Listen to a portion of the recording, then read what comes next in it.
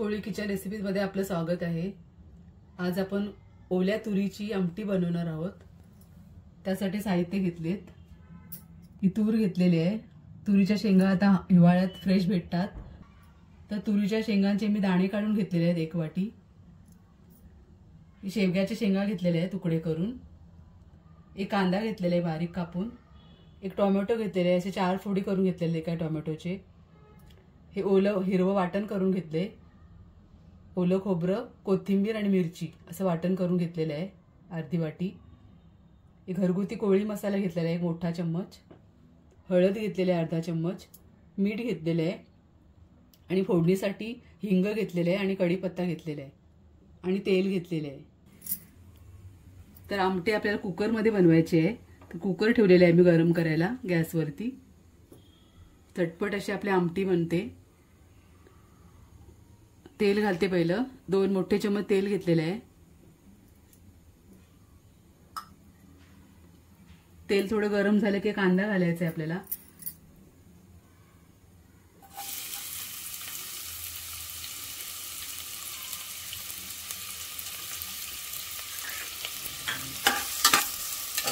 थोडा परतून घेते कांदा। झटपट आणि खूप छान अशी आमटी बनते ही। भाताबरोबर, भाकरी बरोबर, चपाती बरोबर खाऊ शकता।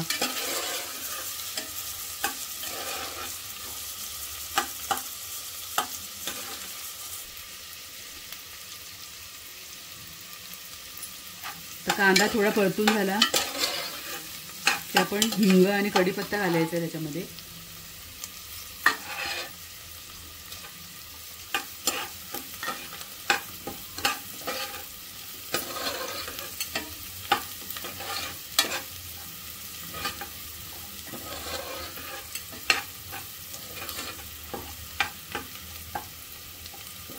चांगलं परतले। आता मसाले घालूया।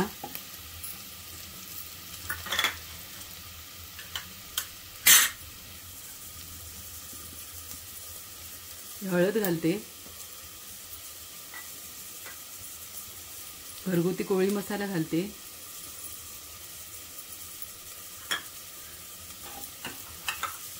दुसरे काही साहित्य वापरलेले नाही आपण। तर हळद आणि घरगुती कोळी मसाल्यामध्ये फक्त बनवायची आपल्याला आमटी।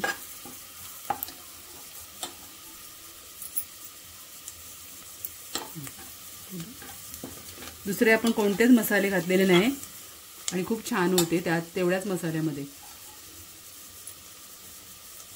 तो टोमॅटो घालते।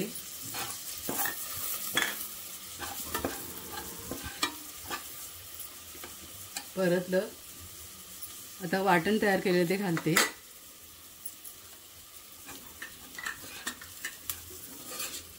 हे वाटण असं ड्राय वाटून घ्यायचं।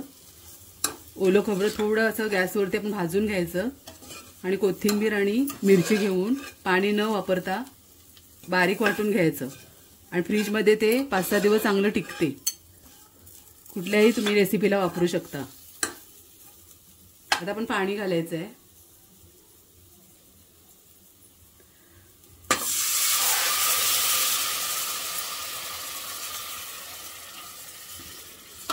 आपण खोबरं भाजून घेतो म्हणून असा काळपट थोडा कलर येते।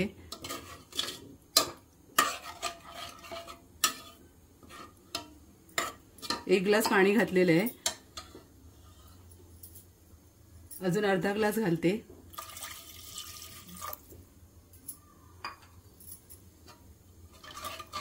घट्टसर अशी चांगली आपण आमटी बनवायची आहे। एकदम पातळ बनवायची नाही किंवा एकदम सुकी बनवायची नाही, अशी चांगली घट्टसर बनवायची मीडियम।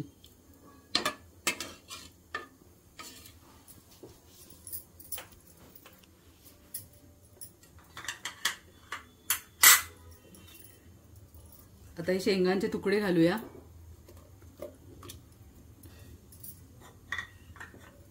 आणि तूर आहे दाणे तुरीचे ते घालूया।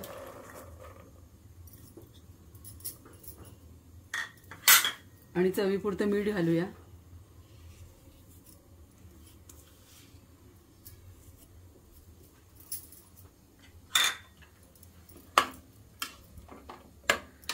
आपल्याला डाळ खाऊन कधी कधी कंटाळा येतो, तर अशा प्रकारे आमटी नक्की बनवा, खूप छान लागते।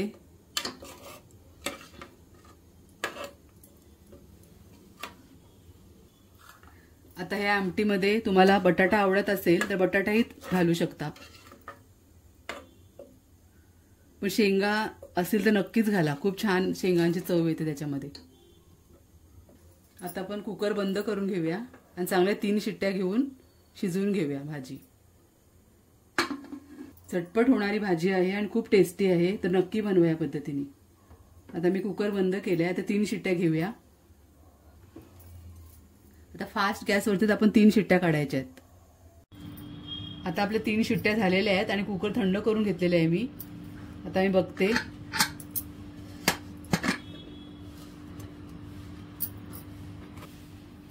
तर अशा प्रकारे आपली ओल्या तुरीची आमटी तयार आहे। मी सर्व करून घेते। तर अशा प्रकारे आपली ओल्या तुरीची आमटी तयार आहे। तुम्हाला आमटीची रेसिपी आवडली असेल तर नक्की या पद्धतीने बनवून बघा आणि कमेंटमध्ये कळवा मला कशी झाली ती। आणि माझ्या चॅनलला नक्की लाईक करा, शेअर करा आणि सबस्क्राईब करा। धन्यवाद।